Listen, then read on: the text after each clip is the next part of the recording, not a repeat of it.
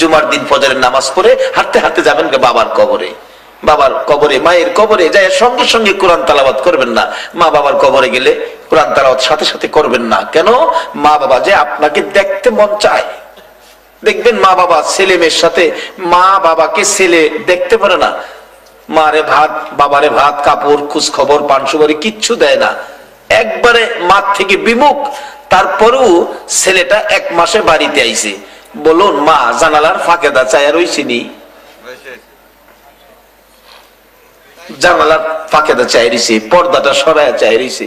আবার পরের দিন ঢাকা যাইতেছে গা, মা দেখবেন বারিন্দার যায় চাই রইছে, বাবা রে একবার ফিরা চাস না রে বাবা তোরে আমি দেখি, কিন্তু চাইলো না। রিক্সা ধরছে, মা 2 বাড়ির সামনে গিয়ে চাই রইছে। বাসে উঠছে, বাস টান মারছে, মা দৌড় আরেক বাড়ির পায়খানার কিনারায় দাঁড়ায় চাই রইছে আর চোখের পানি মুছতেছে, একটাবার ফিরা আমি মার দিকে চাইলি না।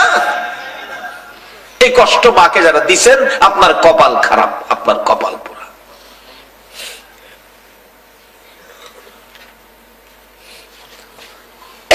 মা বাবারে যারা কষ্ট দিছেন, আঘাত দিছেন, আপনার মৃত্যুর সময় কালিমা নসিব হবে না। বলুন কালিমা যদি নসিব না হয়, রোজা নামাজ হজ যাকাত কোন কাম হইব?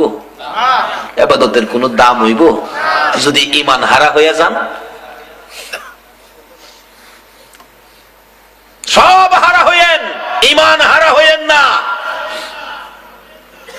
ঈমানটা রাখার জন্য রাস্তাটা ধরে রাখেন। যেই হোক, আলোচনা লম্বা হয়ে যেতেছে।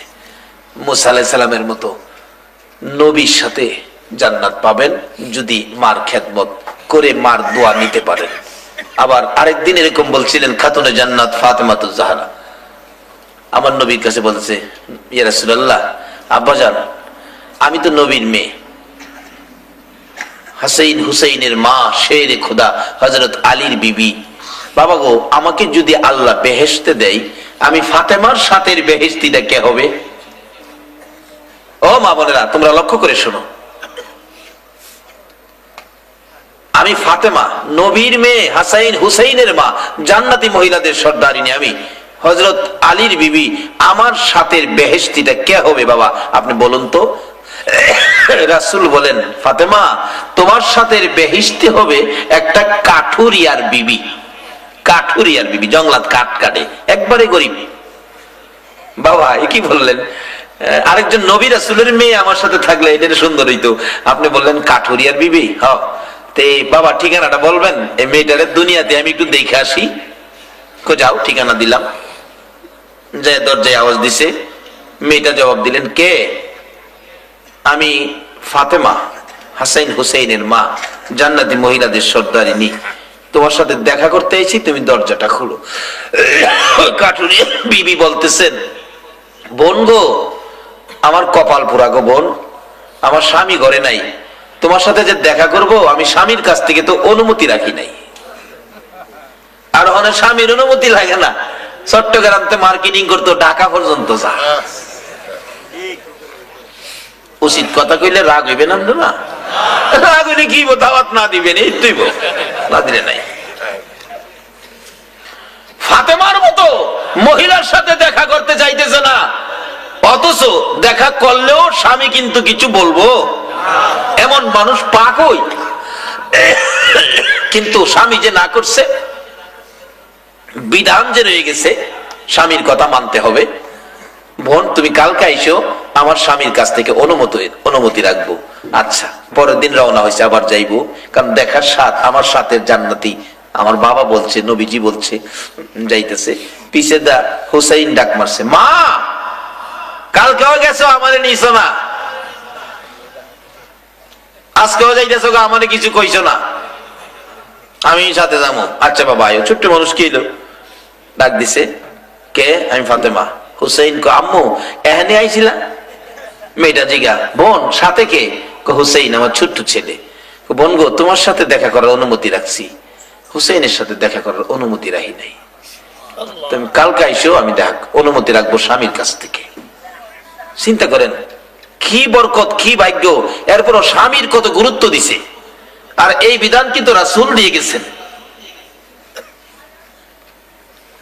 আমার নবী মেয়ে খাতুনে জান্নাত ফাতেমাতুজ জাহরা, ঘরের মধ্যে খাবার নাই, 2 দিন পার হয়ে গেছে।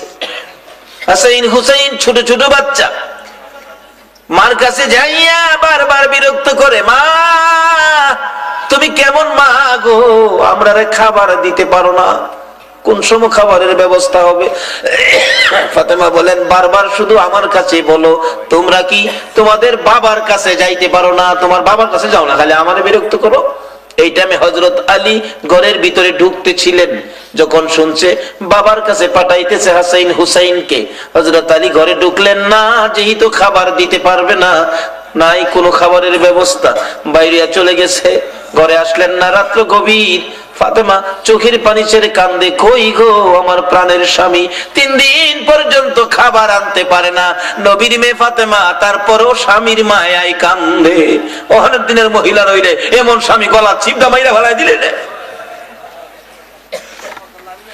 মানো আমার নবীর আদর্শ, মানো নবীর কথা, আসো নবীর তরিকায়, আসো নবীর আদর্শে, তাহলে দুনিয়াতে শান্তির সাগরে বাসবা, কোনো বিপদ আক্রমণ করতে পারবে না। 3 দিন পর্যন্ত খাবার নাই, এরপরও স্বামীর জন্য কান্দে ফাতেমা। গভীর রাত্র আসতেছে না, কি রে তোর বাবা আই না, ব্যাপারটা কি, কই গেল, এতক্ষণ তো থাকে না। 2 জন কয়, আম্মু আব্বা তো আইছিল, আপনি যে কইছেন বাবার কাছে যাও, এই সময় দেখছি বাবা বাইরে গেছে। হায় হায় সর্বনাশ, দৌড়ে গিয়া নবীজির কাছে গেছে, ইয়া রাসূলুল্লাহ আব্বাজান, আমি বলছিলাম কি তোমরা বাবার কাছে যাও। এই সময় নাকি হযরত আলী ঘর থেকে বাইরে গেছে। বাবা আমি এখন কি করব, ঘরে তো ফিরতেছে না। আমার নবী ডাকতেছে, ফাতেমা রে, তোমার এই কথাই যদি আমার আলীর মনে দুঃখ গিয়ে থাকে, এই দুঃখ লইয়া যদি আলী জংলায় গিয়ে থাকে, জংলার ভাগ যদি আমার আলীকে খেয়ে ফেলে, রে ফাতেমা এইটুকু ব্যথা স্বামীকে দেওয়ার কারণে তুমি ফাতেমাকে হাসরের ময়দানে আমি রাসূল মেয়ে বলে দাবি করব না। একটু পরেই হযরত আলী হাজির, ইয়া রাসূলুল্লাহ কি কি চলছে এখানে? ফাতেমা কান্দে কেন? ফাতেমা কি তোমার কি দুঃখ? স্বামী গো, আমি কি তোমারে ব্যথা দিয়েছি? না না। দুঃখ দিয়েছি? না না। তাহলে তুমি এতক্ষণ দেরি কেন? কই তুমি গিয়েছিলা? আলী চোখের পানি ছেড়ে দিলেন, ফাতেমা রে, তুমি যে বলছো বাবার কাছে যাও, আমার সন্তানেরা যদি আমার কাছে খাবারের জন্য আসে, আমি যদি খাবার দিতে না পারি, এই জন্য আমি জংলায় চলে গিয়েছি। এত কষ্ট করেছে, তারপরেও তারা নবীজির কথার বাইরে কোনো কাজ করে না। কালকে আইসেন, আমি স্বামীর কাছ থেকে অনুমতি রাখবো। পরদিন হাসাইন ডাহে, মা কালকে হুসাইন লইয়া গেছেন, আমার নিছেন না, আজকে কিন্তু আমি যাব। দরজায় আওয়াজ দিছে, দরজা খুলো। মা হুসাইন কি নিয়ে এখানে আইছিলেন? মহিলা জিগাই, সাথে কে? আমার বড় ছেলে। বোন গো, দুঃখিত, আমি তো হুসাইনের অনুমতি রাখছি, হাসাইনের অনুমতি রাখি নাই। ফাতেমা বাহির থেকে ডাকে, বোন গো আর দেখা করতে হবে না, এইটুকু আইন স্বামীর কথা মাইনা চলার কারণে আমার বাবা বলেছে আমি ফাতেমার সাথে জান্নাতি হবে, তুমি কাটুরিয়ার মেয়ে বিবি। এইগুলি আজকে আমাদের সামনে শুধু ওয়াজের মধ্যেই আছে, কিন্তু কাজের বেলা নাই।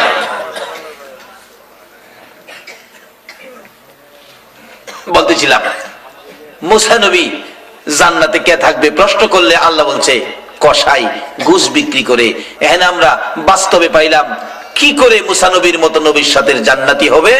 মায়ের দোয়ায়। বলুন কার দোয়ায়? যাই হোক, বাবার দোয়ায়, মায়ের দোয়ায়, এগুলি না আরো অনেক কিছু আমরা পাইতে পারি। যাই হোক, আজকে বাবার জন্য দোয়ার মাহফিল, যার মা নাই মার জন্য আমরা দোয়া করব। কিন্তু এখানে রাসূল বলছে আল্লাহ তো ওয়াজ করছেই, মা বাবা কবর থাকলে তোমরা দোয়া করো, কিন্তু দোয়াটা কবরের পাশে গিয়ে সাথে সাথে কইরেন না, কবরের পাশে গিয়ে একটু দাঁড়াবেন। অনেকে ফতোয়া দিব কবর যাওন জায়েজ না, এই সেই, কোনো ফতোয়া মানেন না, মার কবর বাবার কবর যাবেন। আবার অনেকে ওয়াজ করে মাজারে যাওন জায়েজ নাই, অন আবার এগুলি আবার একটু পরিবর্তন হয়েছে। যারা জায়েজ না কইতো সেদিন এক মাহফিলে কুমিল্লা এই লোকেই বলতেছে না মাজারে যাওন জায়েজ, সূরা ফাতিহা নিয়ে যায়। আমি আশ্চর্য হলাম তার কথা শুনে। গান জানিয়া যায়েন না। আচ্ছা গান জানিয়া মাজারও যাও, এ কথা কি আমরা কেউ কই? আমরা তো না করি। মদ গাঞ্জা মাজারের কাছেও যাইও না, কিন্তু বলতেছে মাজারে যাওন জায়েজ, কিন্তু গান জানিয়া যায়েন না। সূরা ফাতিহা নিয়া উযু করে যায়েন। সবাই বলুন মারহাবা। একদিন আইবো তো গুইরা, এছাড়া উপায় নাই। আইবো আইবো। মার কবরে যাইন। যদি কেউ না যায়স, এতানদের কোনোদিন দাওয়াত দেন না, ভাতও খাওয়ায়েন না। মা বাবার কবর যাবেন, 100 বার 1 কোটি বার যাবেন। রাসূল মা বাবার কবরের কথা বলছে, রাসূল নিজেও বাবার কবরে গেছে। যাই হোক, লম্বা ঘটনা আমি সংক্ষেপ করে আনলাম। মার কবরের পাশে দাঁড়াবেন। কোন দিকে দাঁড়াবেন? পশ্চিম পাশে। আমরা কবরের লাশটা পশ্চিম দিক কাত করে দেই না? মা বাবার কবরে গেলে পশ্চিম পাশে দাঁড়াবেন। কিছুক্ষণ চুপ করে দাঁড়ায় থাকবেন। মা বাবা আপনাকে কবর থেকে মন ভরে দেখুক, কারণ মার ইচ্ছা ছেলেটাকে দেখবে, বাবার ইচ্ছা আপনাকে মন ভরে দেখবে। আর যদি সাথে সাথে কোরআন তেলাওয়াত দুরূদ ইস্তিগফার পড়তে থাকেন, কিতাব লেখে একটা নূরের চাদর এসে মুখটা ঢেকে ফেলে। নূরের চাদর মুখটা ঢেকে ফেলে মা বাবা আপনাকে মন ভরে দেখতে পারে না। কাজেই আপনি কিছুক্ষণ চুপ করে দাঁড়ায় থাকেন, এটা বিধান করে দাঁড়ায় থাকেন, আপনাকে মন ভরে দেখবে। তারপরে আপনি কোরআন তেলাওয়াত, জিকির আজকার, দুরূদ ইস্তিগফার যা পারেন পড়েন। যদি কিচ্ছু না পারেন, রাসূল বলছে 11 বার বিসমিল্লাহ শরীফ পড়ে দোয়া করে দিয়ে আইসেন। নবীজি সাহাবীদেরকে নিয়ে কবরের পাশে দিয়ে যাচ্ছে, কবরে আযাব দেখে রাসূল বলেন, সাহাবীরা সর্বনাশ, আমার উম্মতের কবরে আযাব, আমি কেমনে সইব? জিবরিল আয়া কয়, হুজুর 11 বার বিসমিল্লাহ শরীফ পড়ে আপনি দোয়া করে দেন। নবীজি 11 বার বিসমিল্লাহ সাহাবীদেরকে নিয়ে পড়ে দোয়া হাত তুলছে। নবীজি দেখে দোয়ার ফাঁকে, হাতের ফাঁকে দিয়ে দেখে 11 জন বেহেশতি হুর কবরে ঢুকতেছে। হুরের সর্দারকে জিজ্ঞেস করে, এই সর্দার দাঁড়াও, তুমি দাঁড়াও, মোনাজাত শেষ করছে, দাঁড়াও। কি কি ব্যাপার? তোমরা এতক্ষণ বেচারার কবরে আযাব, এখন তোমরা করতে আইছো? হুজুর, আপনি যে 11 বার বিসমিল্লাহ শরীফ পড়ে দোয়া করে দিয়েছেন, 11 বার বিসমিল্লাহর বরকতে এই লোকের সমস্ত জীবনের গুনাহ মাফ। 11 জন হুর বাজেট করেছে, আমরা কিয়ামত পর্যন্ত কবরে তাকে খেদমত করব। আচ্ছা, বিসমিল্লাহ 11 বার, এর চেয়ে সহজ আর কি চান আপনারা? নবীর হাদিস, 11 বার বিসমিল্লাহ শরীফ পড়ে মা বাবার কবরে। একেবারে মসজিদের ইমাম সাহেবরে 200 টাকা ফগড় দিয়া কবরস্থানে নিতে হবে। নিলেন, আপনার বাপের কবর, আপনি যেই কান্দা কানবেন, ইমাম সাহেব এই কান্দাটা কানবো? ইমাম সাহেবের কি টেহা লাগছে আপনার বাপের লেগে কানতো? কবর যায়েন, ইমাম সাহেবের উপরে বর করে কবর যায়েন না, নিজের কান্দা কানতে যায়েন। আপনার চোখ থেকে যদি 2 ফোঁটা চোখের পানি বাবার জন্য দিতে পারেন, আল্লাহ পাক ওয়াদা করেছে আপনার বাবাকে মাফ করে দিবে। তবে এর লাগি আবার কালকাতে ইমাম সাহেবরে বাদ দিলেন না। ইমাম সাহেব নাইবে নবী, নাইবে নবী। রাসূল বলছে, একজন নাইবে নবী আলেম যদি কবরস্থানের উপরে দা খালি হাইটটা যা, দোয়া করছে না একজন আলেম ইমাম সাহেব, দোয়া করে নাই, শুধু হাইটে গেছে। হাইটে যাওয়ার কারণে 40 দিনের জন্য কবরের আযাব বন্ধ হয়ে গেছে। কাজী ইমাম সাহেব হুজুরের সাথে নিয়ে যায়েন, কারণ দোয়াটা তো আপনি করতে পারবেন না, আপনি কানতে থাকেন বাবার জন্য, দোয়া ইমাম সাহেব হুজুর করবে, ইনশাআল্লাহ মাফ করে দিবে। কাজী হাদিস শরীফে রাসূল ওয়াজ করেছেন, আল্লাহ কোরআন শরীফে ওয়াজ করেছেন। আল্লাহ বলছেন, মা বাবা দুনিয়ায় থাকলে ভালো ব্যবহার করতেন, আর যদি মা বাবা কবরে থাকে তাহলে দোয়া করতেন। দোয়াটা কি? রব্বির হামহুমা কামা রাব্বায়ানি। আর যদি এর বিপরীত করেন তাহলে কিন্তু আপনার কপাল। এক বেড়া বাবা কষ্ট করে ফুলারে লেখাপড়া শিখাইছে, এখন বাবা বুড়া হইছে, ফুলা চাকরি করে, সুন্দর ঘর বানছে, শিক্ষিত মেয়ে বিয়ে করছে, কি হাই ফাই হাই ফাই। বাবা তো বুড়া মানুষ, ভাত খাইতে বলে মুখের থেকে লালা পয়রা যায়। বিবি সাহেব কয়, এ কি নোংরা অবস্থায় ঘরের মধ্যে, এটা সহ্য করা যাবে না, লালা পয়রা যা দেখলে আমরা ভাত খাইতে পারি। বাবারে নিয়ে ওই যে আগের পুরান বাঙ্গা ঘরটা ছিল, ওই বাঙ্গা ঘরের মধ্যে বাবারে দিছে। ভালো বাসনে বাবারে ভাত দেয় না, একটা মাটির বাসন কিনছে, মাটির বাসন বাবারে এক মাফে মাটির বাসনটার মধ্যে মাইপা বাবারে ভাত দেয়। বাবা ভাতগুলি খায়া কান্দে, ছেলে রে তোরে কি মাথার ঘাম পাতায় পড়তো, রোজগার করে খাওয়াইয়া মানুষ করছিলাম, লেখাপড়া শিখাইছিলাম, আজকে আমারে মাইপা ভাত দিতে। তুই যদি 1 টাকা চাইলে তোরে 10 টাকা দিছি, একটা কমলা চাইলে 2 আলি কমলা কিনে দিছি, আজকে তুই আমার মাইপটা ভাত দেস, পেটটা ভরছে কিনা একটু খবর নিলি না? কাঁদতেছে। নাতি আছেন একটা ছোট 7-8 বছর, নাতি কইলাম দাদার লেগে আবার পাগল। কি কোনো নাতিওয়ালা দাদা নাই হেন ঘুমাই দিয়েছেন আপনারা? কি নাতি দাদার লেগে কি দাদা ও নাতির লেগে? এটা ওহনের আইনে না, কিন্তু এটা নবীজির দাদার আমলের আইনে। নবী দাদাও নবীরে কি করতো? সবসময় বুকে লইয়া ঘুমাইতো। যেদিন আমার নবীর দাদা অসুস্থ, মন কয় আর যেন বাঁচবে না। নবীজির সকল চাচাদেরকে ডাকলেন, ও আমার আদরের ছেলেরা তোমরা সবাই আসো। একদিকে ছেলেরা দাঁড়াইছে, আরেকদিকে নবীজির আদরের দাদা শিশু মুহাম্মদকে কোলে লইয়া কাঁদতেছে। বাবা কেন কাঁদেন আপনারা? কেন কাঁদেন জিগাইতেছে ছেলেরা, আপনি কেন কাঁদেন? আমার নবীর দাদা এতিম মুহাম্মদকে লইয়া ডাকে, আমি যদি মরে যাই রে তোরা কে আমার এতিম মুহাম্মদ রে মায়া করবি? কে নিবে? কে লালন পালনের দায়িত্ব নিবি? আমির হামজা কয়, আব্বা আমি নেব। খোনা তুই পারতে না, তোর তোর ছেলে মেয়ে নাই, তুই মুহাম্মদের মায়া বুঝতে না। আব্বা চাইছে, তুইও পারতে না, যাইয়ে কেউ রে দেনা। নবীজির আপন চাচা আবু তালিব সবাই শেষে আইছে, আব্বা আপনার নাতি আপনার লগে কবরও নেন, কিন্তু কারো কাছে নাতিরে দিত মন মতো হইছে না, এর লাগে কেউ রে দেয় না নাতিরে। কি আদর! আপনার নাতি আপনার লগে কবরও নেন, সবাই চাইলো কেউ রে দিলেন না। আব্দুল মুত্তালিব দুইটা চোখের পানি ছেড়ে দিছে। আমি অপেক্ষায় ছিলাম কোন সময় তুই আসবি, তুই আমার নাতির জন্য হাত বাড়াবি। আমি আবু তালিবের জন্য অপেক্ষায় ছিলাম। আব্দুল মুত্তালিব ডাকে, আরে আবু তালিব আমার এতিম মুহাম্মদকে তোর হাতে দিয়ে গেলাম। এত ভালোবাসতেন বাতি যাকে আবু তালিব চাচা হইয়া নিজে কষ্ট করেছে, নিজের সন্তানের কষ্ট দিয়েছে, জীবনে কোনদিন শিশু মুহাম্মদ রে কষ্ট দেয় না। দাদা কত মায়া, কার কাছে দিব? বাচ্চা পছন্দ করছে আবু তালিবকে, আর কেউ দিল না। দাদার আদর নাতিরের, নাতির জন্য দাদা, দাদার জন্য নাতি, একটা সম্পর্ক আগে থেকে আইছে। দাদা কান্দে, নাতি ছোট্ট তো দৌড়ে গেছে, দাদা তুমি কান্দো? কান্দি রে ভাই, তোর বাবারে এত কষ্ট করে মানুষ করছিলাম, আজকে আমারে এই মাটির বাসন মাইপা ভাত খাওয়াইতো। নাতি ক ঠিকই তো। দাদা তোমার পেট ভরে নাই? না ভরছে না, আর খাইতাম। দাদা বাসনটা দাও, আমি ভাত লই আই।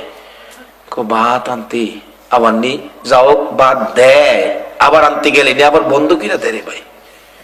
নাতিও টেট না, মাটির বাসন লইয়া দৌড় মারছে, দৌড় দিয়া উঠানে গিয়া ইচ্ছা কইরা বাসনটা ভাঙ্গে লাইছে, ভাঙ্গিয়া গইরা কান্দতেছে। বাবা আইছে, খিরে কান্দস? দাদার বাসন ভাঙ্গে লাইছি।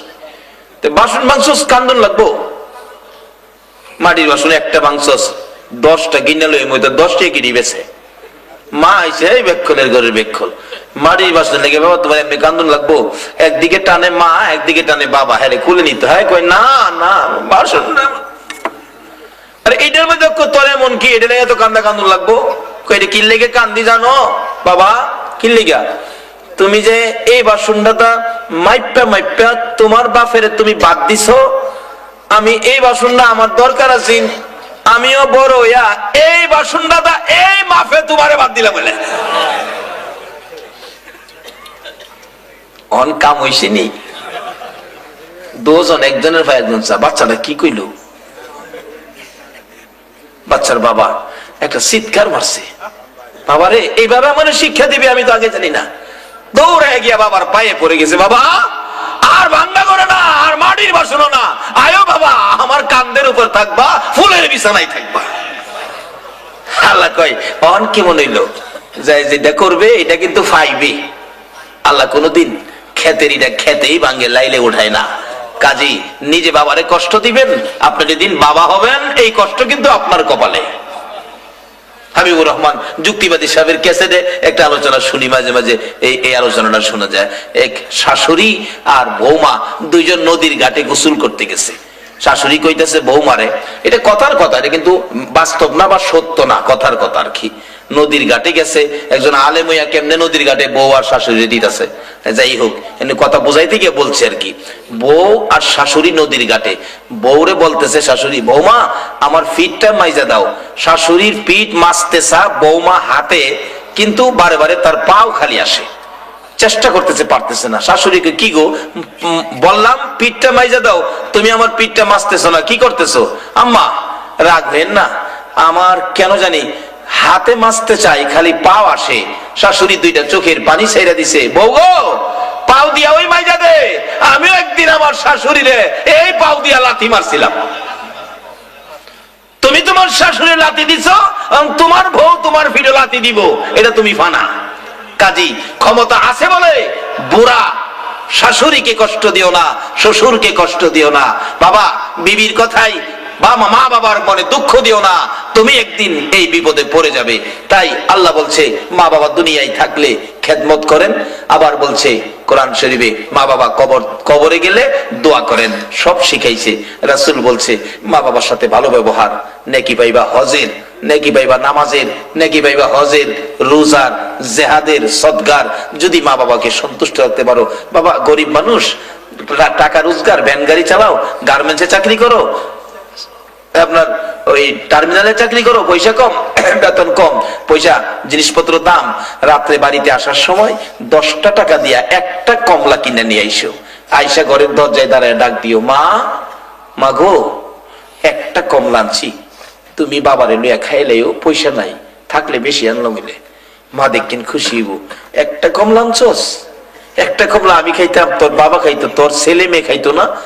মা গো আরেকদিন ছেলে মেয়ে খাওয়াবো, তুমি খাও, তুমি না আমারে পেটে লইয়া কষ্ট করছো, প্রসব ব্যথা যখন উঠছে ঘরের ফ্লোরে না তুমি গড়াগড়ি করছো, মাটি থাপ্পুর মারছো, খাটে থাপ্পুর মারছো, ওয়ালে থাপ্পুর মারছো, কপালে থাপ্পুর মারছো, বুকে থাপ্পুর মারছো। মহিলারা গো প্রসবের এত ব্যথা আমি তো আগে জানি না, মন কয় আমি বাঁচবো না। তুমি না প্রসব ব্যথার যন্ত্রণায় বুকের মধ্যে থাপ্পুর থাপ্পুর মেরে মেরে বলছো, মহিলারা গো আমার বুকে পানি দাও, ব্যথায় আমার কলিজা ফাইটা যাইতেছে গো। এইভাবে ব্যথায় কত মা ডেলিভারিতে দুনিয়া সাইরা বিদায় হয়েছে। এই মারে খুশি করেন, ফাললে একটা কমলা দিয়া হইল, যেটা নিলে মা খুশি হয়, এটা খেয়াল রাখবেন। অন্য জিনিস একটা কম কিনে হইলেও মা খুশি হয় কোন জিনিসটাই, বাবা খুশি হয় কোন জিনিসটা, এই জিনিসটা হাতে না নিয়ে বাড়ি যায়েন না। আল্লাহ আমাদেরকে সেই বুঝ, সেই শক্তি দান করুক, সকলে বলুন আমিন। কোরআন শরীফের নির্দেশ, হাদিস শরীফের নির্দেশ মানার তৌফিক আল্লাহ আমাদের সকলকে দান করুক, সকলে বলুন আমিন। মায়ের জন্য বাবার জন্য দোয়া করি, আল্লাহ আজকের মাহফিল কবুল করুক, আমাদের সকলের আশা পুরা করুক, সকলে বলুন আমিন। আসুন দোয়া করি, সকলে দোয়ায় শরীক হন। আল্লাহুম্মা আমিন, আল্লাহুম্মা আমিন। রব্বানা যালামনা আনফুসানা ওয়া ইল্লাম তাগফির লানা ওয়া তারহামনা লানাকুনান্না মিনাল খাসিরিন। রব্বিরহামহুমা কামা রাব্বায়ানি সগীরা। রব্বিরহামহুমা কামা রাব্বায়ানি সগীরা। আল্লাহ গো মাপ যে চাইলাম জীবনের গুনাহ, তুমি মাফ করছো নি গো আল্লাহ। ডাক দেন না আল্লাহ, ইয়া আল্লাহ জীবনের গুনাহ মাফ করছো নি। মাফ যদি না করো, কবে জানি সাদা কাফনের প্যাকেট হয়ে যায়, কবে জানি ছোট্ট ছেলেটা মায়ের গলায় ধরে ডাকবে, মাগো সাদা কাফন পরে আমার বাবা কই যাইবে গো। মা টাইনা টাইনা বুকে জড়াইয়া ডাকবে, তোমার বাবা এমন দেশে যাবে রে, যেই দেশের মেহমান হওয়ার পর তোমার কপালে এতিমের দাগ লাইগা গেছে। বড় মেয়েটা ঘরের বারিন্দায় দাঁড়াইয়া দাঁড়াইয়া কাঁদবে, বাবা গো এই বিছানা খালি করে তুমি কই যাইবা গো বাবা। ওই দিন আসার আগে আমরা যারা হাত বাড়াইছি, আমাদের তামাম জিন্দেগির গুনাহগুলো ক্ষমা করে দাও। ই আল্লাহ জীবনের গুনাহ ক্ষমার আসার দরখাস্তের পর আরেকটা দরখাস্ত করি, তুমি কিন্তু রাগ হইও না। তুমি যদি রাগ হও, আমরা মনের দুঃখ কার কাছে কইব? আমি জানি না হাজার হাজার মানুষের মধ্যে মা বোনেরাও হাত বাড়াইছে, কার মনে জানি কি ব্যথা রে, কার মনে জানি কি দুঃখ রে আল্লাহ, কার মনে জানি ব্যথা। মানাই মানাই মা, মা মা গো মা, এক অক্ষরের নাম, এত শান্তি এত স্বাদ আর কোন নামে পায় না। মারা যারা হাত বাড়াইছে, মায়ের অভাবী যারা হাত বাড়াইছে, হাত গুলি দেখলে তোমার মায়া লাগেনি? বাবা হারা যে হাত বাড়াইছে গো, বাবা যার নাই গো, হে বাবার মুখ কার জানি জীবনের তরে দেখা বন্ধ হয়ে গেছে। যে বাবা মাতার গাম পাতাই পড়তো রোজগার করে সন্তানের লালন পালনের দায়িত্বে, কাজ করে বাড়িতে আসছে রাত্রে 10টা 11টা 12টা বেজে গেছে, আইসা দেখছে ছোট্ট বাচ্চাটা কান্দে, জিজ্ঞেস করছে বাচ্চার মা, বাচ্চার কি হলো? অসুস্থ। বাবা সারাদিনের পরিশ্রম ভুলে গিয়ে সন্তানের কোলে লইয়া রিক্সা পাইছে না, ডাক্তারের বাসায় দৌড় মারছে। দরজায় দাঁড়াইয়া ডাকছে, ডাক্তার দরজা খুলো, আমার ছেলের শরীর ভালো না, দরজা খুলো দরজা খুলো। ডাক্তার বলছে এই মাত্র শুইলাম, আমি উঠতে পারবো না। বাবা দরজায় দাঁড়াইয়া দাঁড়াইয়া কাঁদছে, ডাক্তার গে তোমার 2টা পায়ে ধরি রে ডাক্তার, আমার সন্তানের শরীর ভালো না, দরজাটা খুইলা দাও। জীবনে এই বাবার কোলে কত পসরা পায়খানাও করছি গো আল্লাহ। ওই মাহারা কে জানি হাত বাড়াইছে, যে মা প্রসব ব্যথার যন্ত্রণায় জিহ্বাটা বাহির করে দিত, বালতির পর বালতি রক্তক্ষরণ হইয়া ঘরটা লাল লাল হয়ে গিয়েছিল। মহিলারা বলছে বাঁচবে না গো, বাঁচবে না। তোমার আমার মতো সন্তান যখন দুনিয়ায় এসে ওয়া ওয়া করে চিৎকার মারছে রে, মা রক্ত মাখা 2টা হাত বাড়াইয়া চোখের পানি ছেড়ে ছেড়ে বলছে তোমরা কারা গো, আমার বাবারে আমার কোলে দাও না। এত ব্যথায় বেদিত মা তোমার আমার মতো সন্তান দেখে সব ব্যথা ভুলে গিয়েছিল। আজকে এই মা কার জানি করে নাই রে। 2টা বাজে বাড়িতে গেলেও মা দরজা খুলে দাঁড়াইয়া থাকতো, বাড়ির দিকে তাকাইয়া দেখো না এই মায়ের দরজাটা কার জানি বন্ধ।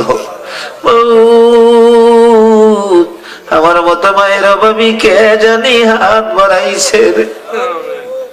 মায়ের কথা বললে কলিজা বানাইতে পারি না। আমার মতো মায়ের অভাবীর ঘটনা দেখেছি। ঢাকায় থাকতো একটা ছেলে একটা মেয়ে, হঠাৎ করে মা স্ট্রোক করে মারা গেছে। গোসল দিয়ে কাফন পরাইয়া জানাজা শেষে ট্রাকে করে আজিমপুর কবরস্থানে নিতেছে, দাফন করবে। বাচ্চা 2টা মায়ের লাশের পাশে বসে আছে। একটু পরে পরে ছেলেটা 4 বছর বয়স কাফনের উপরে দিয়ে মায়ের গলায় ধরে ডাক মারে, মা মা গো তুমি কই যাইবা গো মা। কথা কয় না, মা কাফনের উপরে দিয়া 2 গালে চুমাইতে থাকে, তারপরও কথা কয় না। এবার বাবার কাছে জিজ্ঞেস করে, বাবা মা কই যাবে? কথা কয় না। বাবা বলতেছে তোমার মা বেড়াইতে যাবে রে বাবা। মেয়েটা একটা চিৎকার মারছে, বাবা ছোট ভাই বুঝে না তুমি মিথ্যে কথা কও, আমার মা বেড়াইতে গেলে আমি দেখছি মাদি শাড়ি পরে যাইতো গো বাবা, আজকে দিয়ে আমার মা সাদা কাপড় লাগাইছে। মেয়েটা মায়ের পায়ের দিকে কাপড়ের উপরে দিয়ে ধরে কাঁদতেছে পায়ে পড়ে, মাগো বাবা মিথ্যা কথা কয় গো মা, তুমি সত্য করে কও কই যাইবা। কে দিবে রে সন্তানের ডাকের জবাব? হে মার অভাবী কে জানি হাত বাড়াইছে। আজিমপুর কবরস্থানের গেটে ট্রাক থামলে লোকেরা খাট কাঁধে নিয়ে ভিতরে ঢুকে গেছে। কবরের পাশে নামাইলে 2 জন লোক কবরে নাইমা লাশে ধরে টানতেছে। বাচ্চা দুইটা দৌড়ায় যাইয়া কাফনের উপরে দিয়ে মার পায়ে পড়ে ডাকতেছে, মা তুমি যাইও না গো, আমরা ফালাইয়া যাইও না। মুরব্বীরা বলেন, বাচ্চা দুইটা নিয়ে আপনি বাসায় চলে যান। বাবা শেষরাইয়া বাহির করেছে, এইদিকে মারে জীবনের শেষ বিদায় দিয়েছে। রিক্সা করে বাবা বাচ্চা দুইটারে বুকের সাথে চাপাইয়া ধরে ডাকতেছে, বাবু কি আগুন লাগাইলা। একটু পরে বাচ্চা দুইটা বাবার দুই পাশে রিক্সার সিটের উপরে দাঁড়াইয়া পিছনের দিকে তাকাইয়া তাকাইয়া কান্দে আর ডাকে, মা মা গো, আপনারে কেমনে বিদায় দিলা গো মা। মায়ের অভাবী, বাবার অভাবী, এই মাহফিলে যারা হাত বাড়াইছে, আল্লাহ গো আর দেরি করো না, এই মুহূর্তে ওই সকল মা বাবার কবর জান্নাতের বাগান বানাইয়া দাও। হ্যাঁ মাবুদ, খাস করে যার উদ্দেশ্যে মাহফিল, মাবুদ রে, মরহুম সৈয়দুর রহমান সাহেব দি দুনিয়ায় নাই, তার সন্তানেরা দি বাবারে বলে নাই, বাবার জন্য দোয়ার মাহফিল মিলাদের আয়োজন করেছে। আজকে তো মরহুম সৈয়দুর রহমান সাহেব কবরে নাই, ঘরের পাশে আইসা ডাকতেছে, আদরের সন্তানেরা রে, ভালো কাজ করছো রে বাবা, দোয়া করি রুহানি ভাবে তোমাদের জন্য। হ্যাঁ মাবুদ, সৈয়দুর রহমান সাহেবের ছেলেদের আয়োজন বাবার জন্য তুমি কবুল করে এই মাহফিলের উসিলায় সৈয়দুর রহমান সাহেবের ভুল ত্রুটি ক্ষমা করে কবরখানি জান্নাতের বাগান বানাইয়া দাও। ইয়া আল্লাহ, উনার কবরখানি দুরূদ ও সালামের প্যাকেট করে তোমার কুদরতি হাতে দিলাম, কিয়ামত পর্যন্ত এই কবর জান্নাতের বাগান বানাইয়া দাও গো আল্লাহ। এই বংশ থেকে আরো যারা কবরে, ইয়া আল্লাহ এই খানদান থেকে আরো যারা কবরে গো, মাহফিলের উসিলায় সকলের কবর জান্নাতের বাগান বানাইয়া দাও। আমরা যারা হাত বাড়াইছি, আমাদের মধ্য থেকে যারা কবরে, দাদা দাদি, নানা নানি, শ্বশুর শাশুড়ি, আলী আওলাদ, বংশধরময় মুরব্বী, পাড়া প্রতিবেশী, খানদানবাসী, কাজ করে চট্টগ্রামের জমিনের নিচে, সারা বাংলাদেশের জমিনের নিচে যত মোমেন মোমেনাত ঘুমিয়েছে, কবরগুলো জান্নাতের বাগান বানাইয়া দাও। মাবুদ, আমরা যারা দুনিয়াতে আছি গো, আমাদেরকে শান্তির ফায়সালা করে দাও। আমাদের মধ্যে যারা বিমারি, সবিয়া বস্তির মতো বানাইয়া দাও। কাল কিয়ামতে খাতুনে জান্নাত ফাতেমাতুজ জাহরার সাথে হাসর নসিব করে দিও গো আল্লাহ। এই পর্যন্ত যারা মিলাদে শরীক হয়ে বসে আছে, সবাইকে কাল কিয়ামতে নবীর গোদারায় উঠাইয়া ফুল সিরাতের ফুল পার করে দিও গো আল্লাহ। শেষ দরখাস্ত, নবীর ভালোবাসায় জাগরণ থাকলে জাহান্নামের আগুন যদি হারাম করে দাও। এই নবীর ভালোবাসায় এই পর্যন্ত যারা কষ্ট করেছে, আর কিছু দাও বা না দাও, তোমার নবীরে একদিন ঘুমের ঘরে স্বপ্নে দেখাইয়া দাও। নবীজির স্বপ্নে না দেখাইয়া এই মাহফিলের কাউকে তুমি সাদা কাফনের প্যাকেট কইরো না গো আল্লাহ। মাহফিল শেষে যারা যেখানে যাবে সহি সালামতে পৌঁছাইয়া দিও গো আল্লাহ। আল্লাহ, যাদের ছেলে মেয়ে আছে, ছেলে মেয়েদেরকে নেক হায়াত দাও, সুশিক্ষায় শিক্ষিত করে মা বাবার কলিজা ঠান্ডা করে দাও। ছেলে মেয়েদেরকে অকালে মৃত্যু দিও না, মা বাবার কলিজায় আগুন জ্বালাইও না। ছেলে মেয়েদের মুখে এতিমের দাগ লাগাইও না, ছেলে মেয়েদের মা বাবার হায়াত বাড়াইয়া দাও। সাল্লাল্লাহু তাআলা আলা খায়রি খালকিহি মুহাম্মাদ ওয়া আলা আলিহি ওয়া আসহাবিহি আজমাইন বিহাক্কি লা ইলাহা